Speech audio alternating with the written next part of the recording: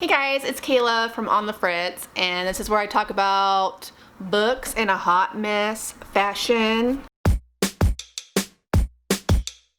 I'm hopping on here really quick to give my historical romance weekender readathon TBR. It's happening this weekend, so this is going up August 13th, so it starts tomorrow, and it's Friday, Saturday, Sunday. In your time zone, and we're reading historical romance. So let's get into the books that I plan to at least start or pick up during this weekend. So I'm currently in the middle of Romancing the Duke by Tessa. This is an historical romance that features a disabled hero. Our hero is blind, and our heroine is like America's sweetheart, but in England. Her dad was a famous author of these like fairy tale stories, and he recently passed and left her with nothing, and she finds out that she's inherited this castle from this like fan of her dad's and the stories. And so she's left this castle, but it's not unoccupied because this duke is living there, and so they're currently trying to figure out what happened, who really owns the castle, and like their chemistry is off the charts. He is like a former rake, but he's obviously had his heart broken and is currently dealing with whatever accident caused him to lose his sight. And our heroine is just this squeaky clean, innocent virgin. But she's not really innocent because of her values. She's just been put on this pedestal because everyone has always seen her as this immortal 12-year-old girl from these fairy tale stories, and not a woman that wants to be cherished and desired. So their chemistry is so good, and I just forgot how funny Tessa Dare's books are. Both of these characters are really funny, and I'm loving it so far. So there is a bingo board prompt. I forgot to mention that. So if I want to finish it today, but it may bleed in tomorrow. So the prompts that it would achieve. There is a version that has a step back. The one I'm reading doesn't. It is part of a series. It is book one in the Castles Ever After series, where based on like this book I'm reading, I'm thinking there's a bunch of these girls that are gifted these castles from this same guy. So that's the interesting series idea. Has purple on the cover. The ebook I'm reading is like a purpley pink illustrated cover. I could spin it as a book I already own. It's one I had in my possession from the library. And yeah, so it could get some prompts, not any major prompts, but you know, there we go.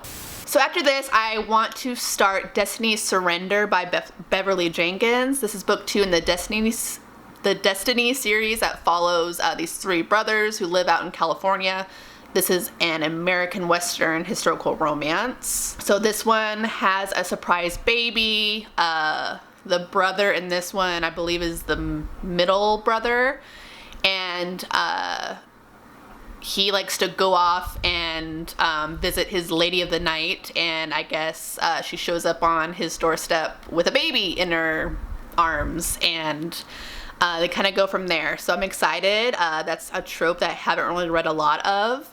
And like I said, the woman is a woman in the night, so she's a brothel lady. And I've loved every book I've read from Beverly Jenkins so far, so I'm excited to get to this one. This one would get part of a series, author of color, purple on the cover. Our heroine has a beautiful purple dress on the cover. A book I already own. I do physically, or I purchased this ebook, so I actually do own this book. And yeah, so those get a few more prompts there. And another book, my last book that is on my tentative TBR that I would like to at least start. I don't think I'll finish it because I'll get to that in a second, but it is The Bride by Julie Garwood. I mentioned this in my summer fling TBR. This is a traveling book. I got this from Jen over at the Book Refuge.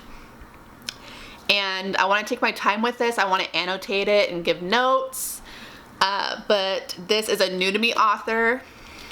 Let's get to what this is about. So this is kind of an arranged marriage situation. We have an English lady and a Scottish laird, Highlander, and he is told he needs to get married, so he picks our heroine, and they're instantly attracted to each other, but I guess the heroine kind of vows to herself that she will not fall in love with him. This is an old school historical romance. It was published in the year I was born, 1989. Jen, obviously recently read it for the first time and loved it. She said it brought her to tears. So I'm excited for something a little bit more emotional and something a little bit more old school, but still historical romance, and with, a Highland hero. Who doesn't love that? So the prompts for the bride would be a new to me author, a book published before 2000, part of a series. I think this is book 1 in a series. And yeah, so I'm kind of getting like the middle and the end of the bingo board. So we'll see what happens. Let me know if you're participating in the historical romance weekender. I would love to find out what you're reading, or check out your channel if you also love to read historical romance. I have social media information down below if you want to be friends in other places. There's the romance, booktuber, watcher, Discord down below. There's a link to other romance readers on BookTube. Subscribe if you want to see more, content from me. Thank you so much for watching. I'll see you next time. Bye.